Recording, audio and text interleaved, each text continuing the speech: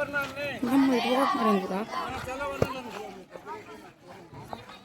జలవనరులను మన నదులను మన జీవ వైవిధ్యాన్ని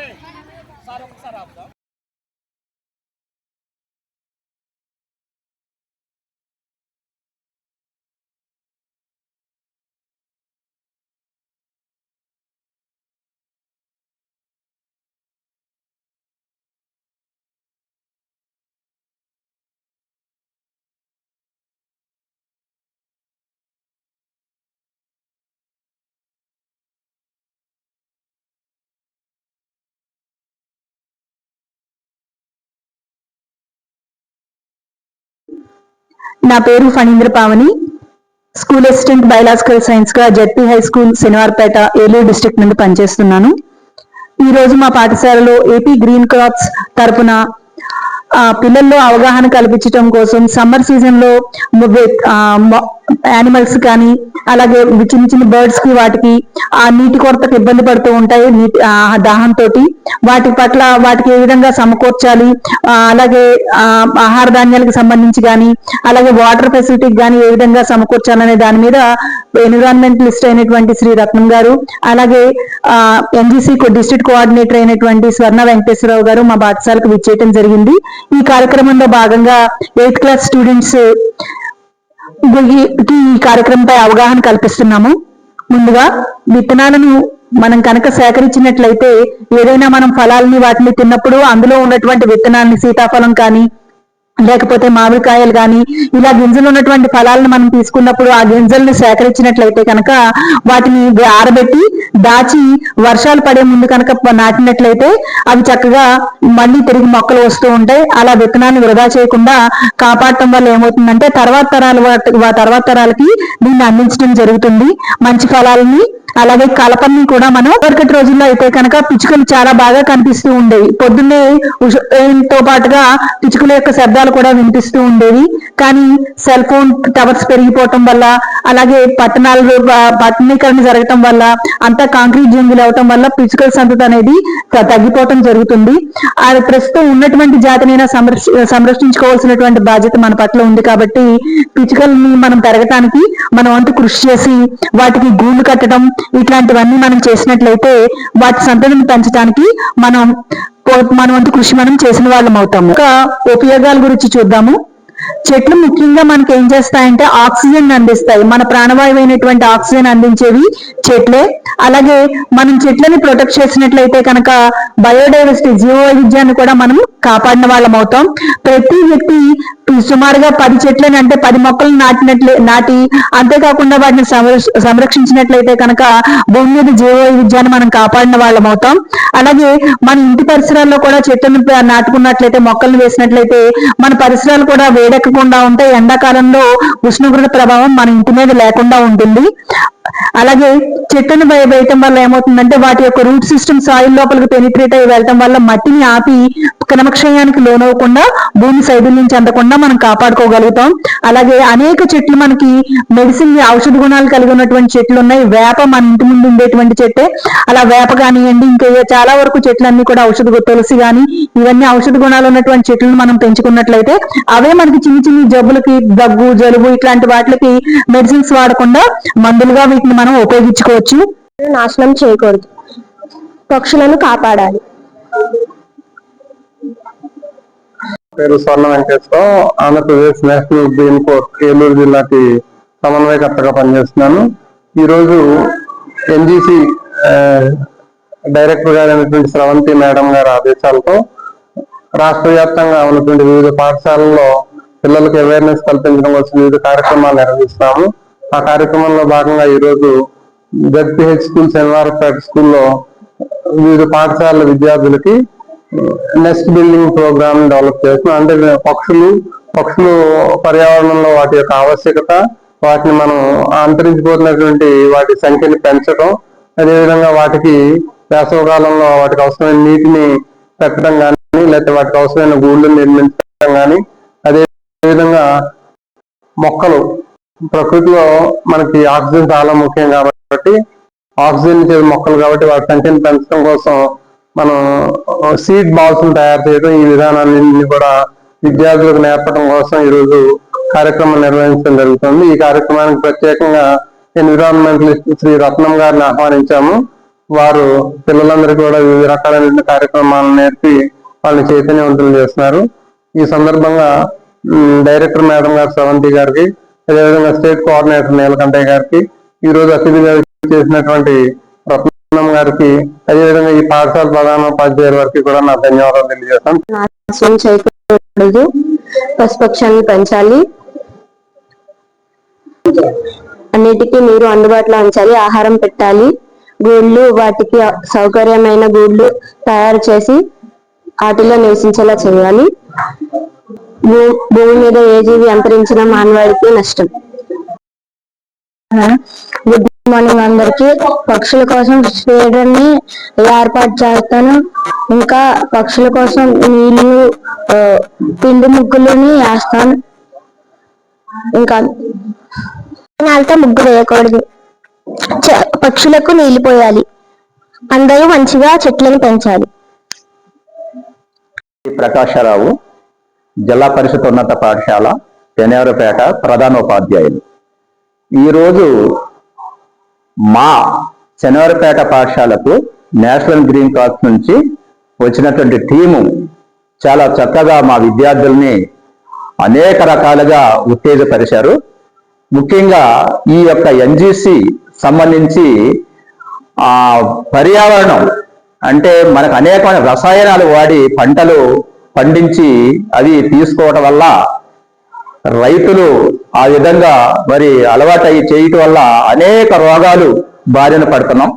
అలాంటి రోగాలు బారిన పడకుండా ఈ ప్రకృతి ఏదైతే ప్రసాదించిందో ఆ ప్రకృతి ప్రసాదించిన విధంగా మనం మసులుకున్నట్లయితే ఈ మనందరం కూడా చాలా హ్యాపీగా ఆరోగ్యంగా ఉంటాం. మరి గాలి, నీరు, అనేకమైన పంటలు కాలుష్యంకి గురవుతున్నాయి ఈ రసాయనాలు వాడటం వల్ల. ఈ రసాయనాలు వాడకోకుండా మరి మన యొక్క ప్రజల్ని మనమే రక్షించుకోవాలి. మరి సేంద్రియ వ్యవసాయాన్ని చేసినట్లయితే ఈ ప్రకృతిలో అనేకమైన వృక్షాలు మనకు ఆక్సిజన్ ఇస్తున్నాయి. ఆ ఆక్సిజన్ ఇచ్చే వృక్షాలన్నింటిలో కూడా సంహరిస్తున్నారు, దాన్ని నరికివేస్తున్నారు. అడవులను కూడా చాలా వరకు నరికివేస్తున్నారు. పెంచమని ప్రభుత్వం కానీ మనం అంతా కూడా ప్రోత్సహిస్తుంటే ఈ విధంగా జరుగుతుంది. కాబట్టి అనేక నష్టాలు ఈ మానవాళికి వర్తిస్తున్నాయి. ఈ జీవ వైవిధ్యాన్ని కాపాడాలని, ప్రకృతిని కాపాడాలని మరి మా విద్యార్థులు ఈ రోజు ఈ పాఠశాలలో జరిపినటువంటి కార్యక్రమాల్లో పాల్గొని మరి జీవ వైవిధ్యం కాపాడటం, పర్యావరణాన్ని కాపాడటం, మంచి పంటలు సేంద్రియ వ్యవసాయం చేసే విధంగా కూడా మరి ఉండాలనేది నేర్చుకున్నారు. ఈ విధంగా ఇంకా మా విద్యార్థులు పక్క గ్రామాలకు కూడా డ్రైవ్ చేసి తెలియజేయడానికి సిద్ధంగా ఉన్నారని మరి ఇంత మంచి కార్యక్రమం మా పాఠశాలలో ఈ గ్రీన్ టీం ఇచ్చినందుకు వారికి ప్రత్యేకమైనటువంటి అభినందనలు తెలియజేస్తున్నాం. మరి మనం ఇదివరకు రోజుల్లో పిచ్చుకల్ని బాగా చూసేవాళ్ళం. అందరికీ నమస్తే అండి. ఇప్పుడు మనం ఇదివరకు రోజుల్లో చూసినట్టయితే మనం పిచ్చుకల్ని విడివిడిగా చాలా ఇదిగా చూసేవాళ్ళం అండి. మన పెరట్లో చక్కగా ఉదయాన్నే లేవంగానే వాటి యొక్క ఆహ్లాదకరమైన వాటి మన నాదం అనేది వినేవాళ్ళం. ఇప్పుడు అసలు అలా వినిపించట్లేదు. ఎందువల్ల అంటే మన జీవన శైలి మారడం వల్ల పొల్యూషన్ అండ్ ఇంకా వాహనాల వల్ల వచ్చే ఇది కానీ వాతావరణ కాలుష్యం అయిపోవడం వల్ల రకరకాల ఫ్యాక్టరీ నుంచి వచ్చినటువంటి దీని వల్ల మనకి పక్షులు అనేది మరి దూరం అయిపోతున్నాయి. మరి ఈ రోజుల్లో భాగంగా మనం వాటిని మళ్ళీ మనం రక్షించుకోవాలి. వాటిని రక్షించుకోవడం అనేది మన యొక్క మానవతా ధర్మం. మరి అందులో భాగంగా మరి మనం ఈ యొక్క వేస్ట్ బాటిల్స్ అనేవి ఇంట్లో ఉంటాయి, లేకపోతే మన ఏదైనా షాపుల్లో వేస్ట్ బాటిల్స్ అవి ఉంటాయి. అట్లాంటివి మనం తెచ్చుకుని వాటిని క్లోజ్ చేసుకోవాలి. అండ్ ప్లాస్టిక్ తో కానీ మన పెయింట్ తో కానీ దేనితోనైనా అంటే వాటికి క్లోజ్ చేయడం వల్ల కొంచెం వాటికి నీడగా ఉండి చక్కగా రావడానికి అవకాశం ఉంటుంది.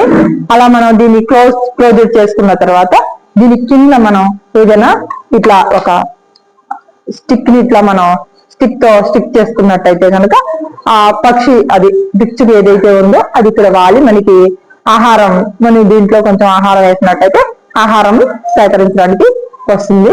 ఈ విధంగా మనం ఆ పక్షుల్ని మనం ఆహారం ఇచ్చినట్టు వాళ్ళు అవుతాము. మరి వాటిని రక్షించుకున్నాం. దీన్ని మనం మన పెరట్లో కానీ లేకపోతే మన ఇంటి వాతావరణంలో ఇంటి బయట ఎక్కడైనా కానీ పెట్టుకొని చక్కగా దీన్ని ఊగకుండా గట్టిగా ఉండేటట్టుగా స్టిక్ చేసుకొని మనం మరి ఆ పక్షులకి ఆహారం అనేది మనం అందిద్దాం. ఓకేనా? తప్పకుండా మీరందరూ చేస్తారు కదా. ఓకే. మరి ఈ రోజుల్లో ఆ పక్షులు మరి రకరకాల పక్షులు మరి బయట అట్లా తిరుగుతూ ఉంటాయి. వాటికి వాటర్ అనేది దొరకక చాలా ఇబ్బంది అవుతున్నాయి. మరి మనం ఇంట్లో ఉండేటువంటి పనికిరాని బాటిల్స్ తో తెచ్చుకుని వేస్ట్ ప్లేట్స్ కూడా ఉంటాయి, ఒక బాటిల్స్ యొక్క మూతలు, వాటిని మన కింద బేస్ గా చేసుకుని ఈ బాటిల్ ని మనం ఇట్లాగా స్టిక్ చేసుకుని కింద భాగంలో చక్కగా హోల్డ్ చేసి ఇందులో వాటర్ వేసి పెట్టినట్లయితే ఆ వాటర్ కిందకు వస్తుంది. చక్కగా ఆ పక్షులు అనేవి వచ్చి ఆ వాటర్ ని తీసుకుంటాయి. దానివల్ల మనం ఆ పక్షుల్ని చక్కగా మనం సేవ్ చేసినట్టు అవుతుంది.